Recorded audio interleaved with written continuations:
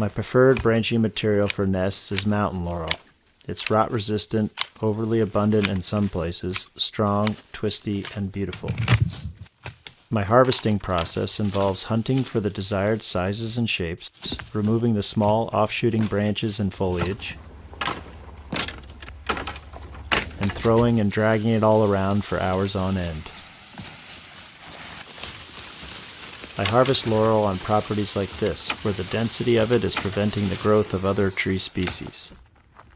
The landowner and his consulting forest manager were happy to have me help thin out the stuff. About a 45-minute drive from the laurel harvesting spot to my property.